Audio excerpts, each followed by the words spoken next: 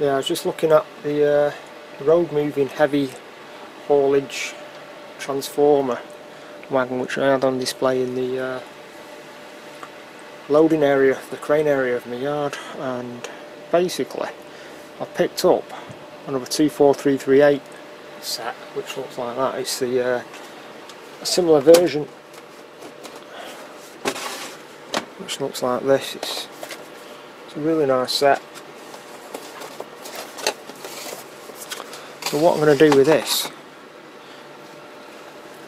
is just use the chassis, transfer the chassis part of it onto the road version in the background there, and then I'm going to put the original transformer heavy haulage chassis back onto the original wagon, 36 axle wagon.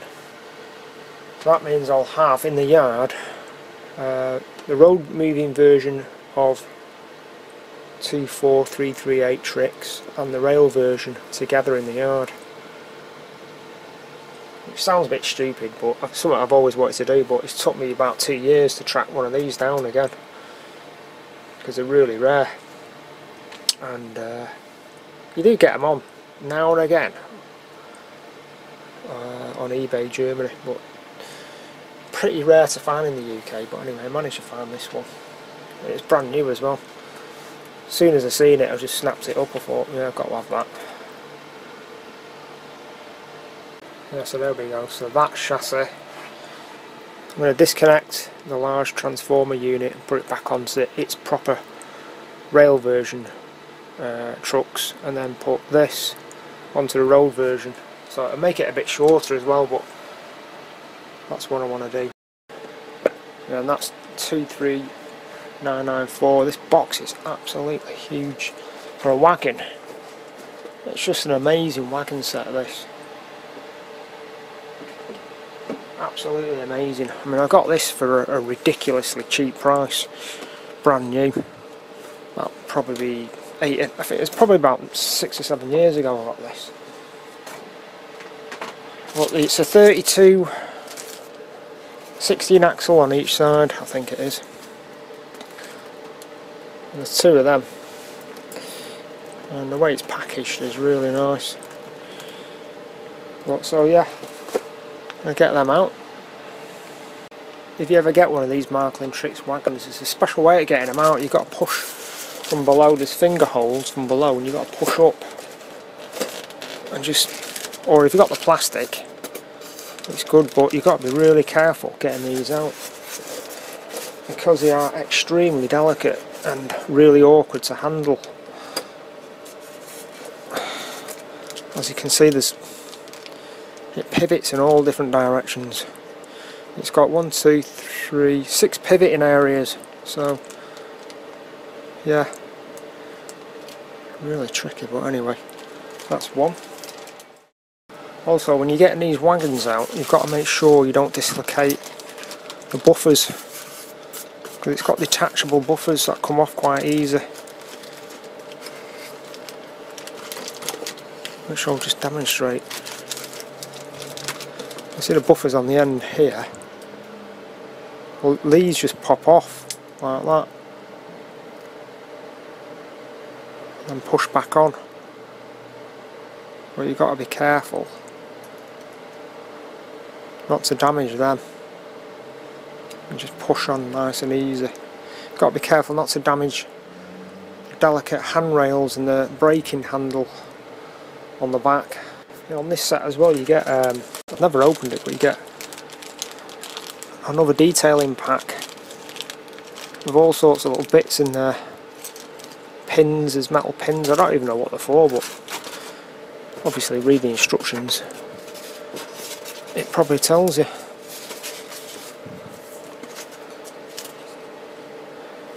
Yeah, there's a certain part for when you're using the wagon without the transformer load. So there's 2 different ways to use a wagon, and yeah, to set it up in different ways. Very unique.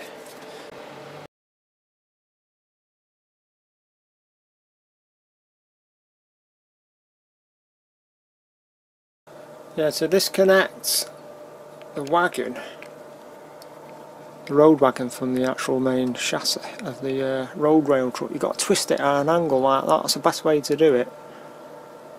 And carefully manipulate that pin up, which you can see underneath. And the best way to do that is using plastic shims, or I use plastic glue sticks. You can just lift up and you just got to manipulate. Put two of them in, or one each side, like that, and then another one. Eventually it'll just ping up, because what you don't want to do is to damage the actual hook clip underneath, which is quite delicate. You don't want to do that. That's it, it's all ready to go on.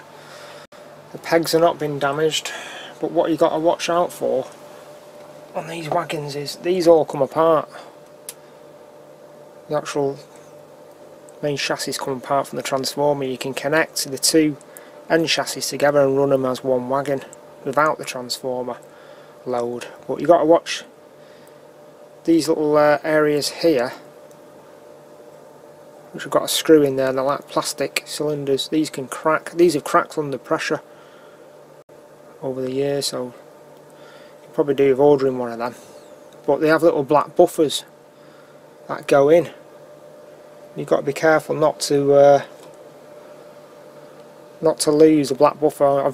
One's just dropped out there. I'm going to put it back in, but it was loose anyway.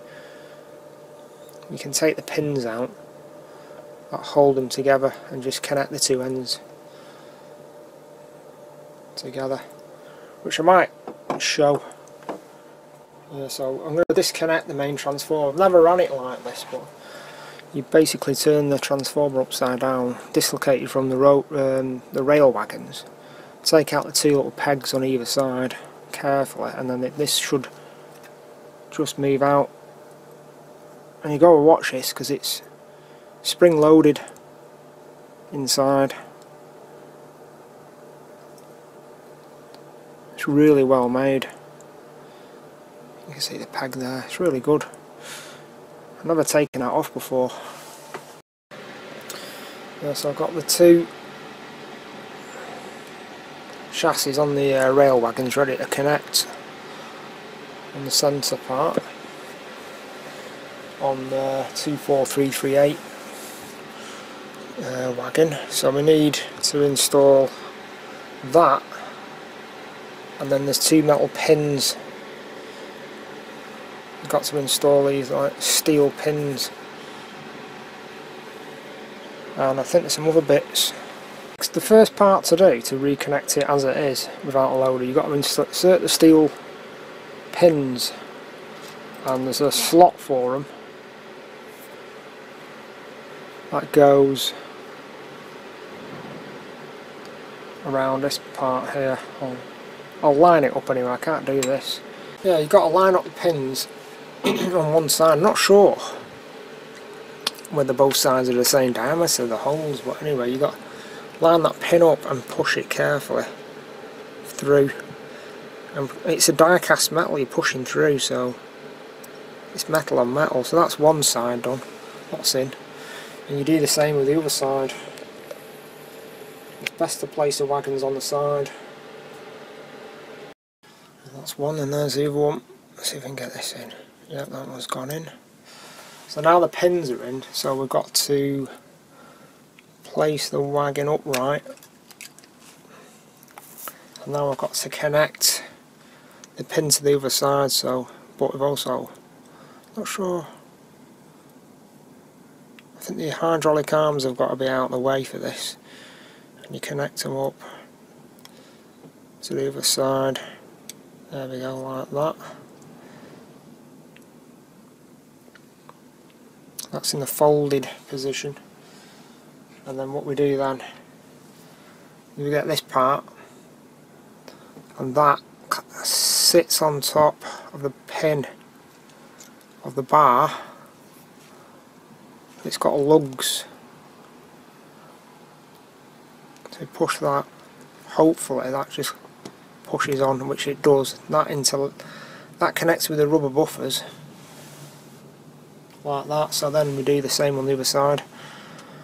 And then there's a further 2 clips to put in, special clips, which look like, hang on, bear with me, which look like that. And without them it wouldn't, I don't think it's going to connect anyway. Yeah, so I think what we've got to do next is put in one of these other clips, I think. These other clips, according to the instructions, go in lugs inwards. Now what I'm going to do here before I actually put them in is put a bit of WD-40 on the lugs so they go in nice and come out nice, probably, because these are quite difficult to get out. Bit of WD-40. There we go. See if we can get this in. It's really tricky, this. Really tricky. There we go, there's one. That's one done, and then one on the other. On the opposite side, on the other one. Oh, actually, does it go on the opposite side? Oh no, it's one, obviously one for each side of the wagon. So I'll just put that on the other side of the other wagon.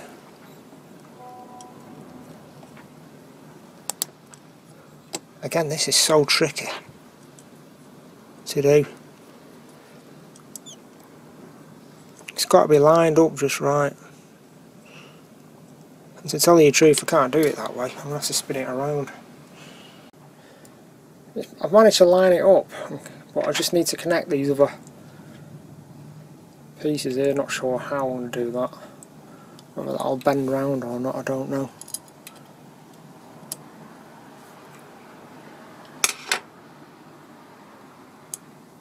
It looks like it does. Looks like it'll just go in, that.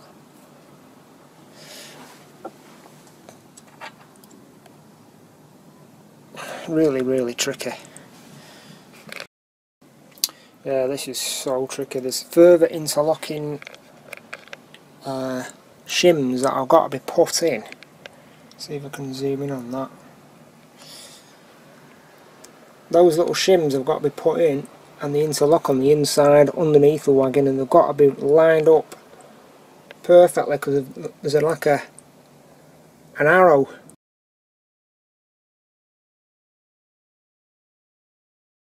pointing downwards, like a triangle pointing downwards, and that's got to interlock into that area.